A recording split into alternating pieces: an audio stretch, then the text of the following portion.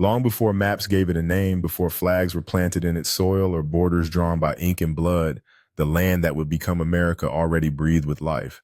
Rivers moved like silver veins across forests. Mountains stood as ancient witnesses. The people who lived there, the native nations, did not claim ownership of the land. They believed the land owned them. For thousands of years, tribes such as the Cherokee, Iroquois, Sioux, Apache, and many others hunted, farmed, traded, prayed, and raised families across the vast continent. Their societies were complex, spiritual, and deeply connected to nature. This was not an empty world waiting to be discovered. It was full. But across the Atlantic Ocean, a different world was restless. By the late 1400s, Europe was changing. Kingdoms hungered for wealth, power, and influence. Gold and spices fueled ambition. Religion fueled conquest. Monarchs dreamed of empires that stretched beyond the horizon. In 1492, a sailor named Christopher Columbus sailed west under the Spanish crown, searching for a new route to Asia. He did not know another continent stood in his path. When his ships reached the Caribbean, Europe believed it had discovered a new world. What followed was not discovery, but invasion. Spanish explorers, conquistadors, poured into the Americas. They brought steel armor, guns, horses, and diseases unknown to indigenous people. Smallpox alone wiped out millions. Empires such as the Aztec and Inca collapsed. Spain claimed vast territories, extracting gold and silver while enslaving native populations. Other European powers watched closely. England arrived late to the colonial race. By the early 1600s, Spain and France already held significant territory. Still, England believed the northern Atlantic coast could be its foothold. In 1607, English settlers established Jamestown in present-day Virginia. Sponsored by the Virginia Company, these men were not farmers or builders. They were fortune seekers. The land was harsh. Food was scarce. Disease spread quickly. Many settlers died within months.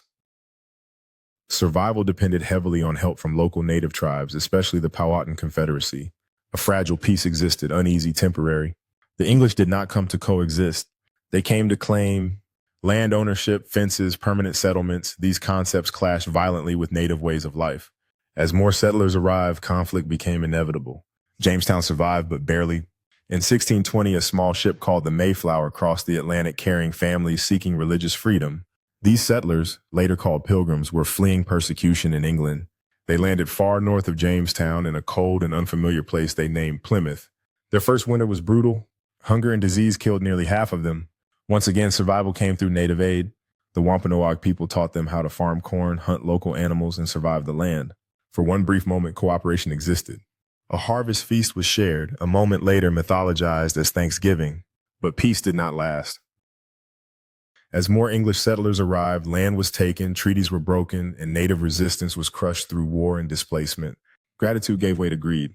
Over the next century, England established 13 colonies along the Atlantic coast. Each colony developed differently, shaped by geography, religion, and economics. New England colonies focused on religion, education, and trade. Middle colonies became centers of commerce and cultural diversity. Southern colonies relied on agriculture, especially tobacco, rice, and later cotton. To fuel this agricultural economy, England turned to enslaved African labor. Millions of Africans were kidnapped, shipped across the Atlantic in brutal conditions, and sold as property. Their forced labor built immense wealth for colonists and the British Empire alike, while denying them freedom, family, and humanity.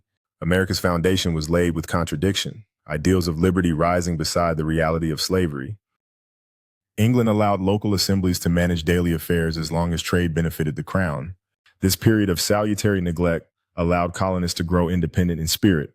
They farmed, traded, built towns, and governed themselves. Then everything changed. In the mid-1700s, Britain and France fought a global conflict known in America as the French and Indian War. Colonists fought alongside British troops. Victory expanded British territory, but at a massive cost. Britain was deep in debt. The solution, Parliament decided, was simple. The colonies would pay. New taxes followed. Sugar Act, Stamp Act, Townshend Acts. For the first time, colonists were taxed directly by Parliament without representation. Anger spread. Colonists believed their rights as Englishmen were being violated. They protested, boycotted British goods, and organized resistance. Tensions exploded in 1770 during the Boston Massacre when British soldiers fired into a crowd, killing civilians.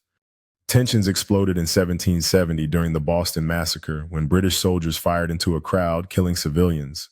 3 years later, in 1773, colonists dumped British tea into Boston Harbor in protest of the Tea Act, an act remembered as the Boston Tea Party. Britain responded harshly. Troops occupied cities. Ports were closed. Laws were enforced at gunpoint. What began as protests slowly turned into rebellion.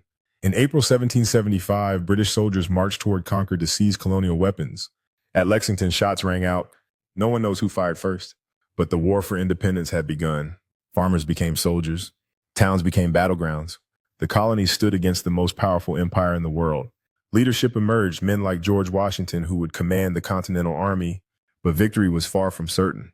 The colonists were poorly trained, underfunded, and divided. Many still believed reconciliation with Britain was possible, until a document changed everything. In July 1776, colonial leaders gathered in Philadelphia and approved a bold statement written primarily by Thomas Jefferson. The Declaration of Independence did more than announce separation. It declared a philosophy that all men are created equal, that they are endowed with unalienable rights, that governments exist to protect those rights. For the first time, a nation was founded not on bloodline or monarchy, but on ideas. Britain saw it as treason. The world watched. End of part one. Watch out for part two. As the news of independence spreads, a fervor ignites across the colonies, igniting the spirit of revolution and a yearning for freedom. Communities begin to forge their identities inspired by the revolutionary spirit that promises a new way of life and governance. With a commitment to protect their unalienable rights, citizens from all walks of life answer the call to arms, ready to defend the principles laid out in the Declaration.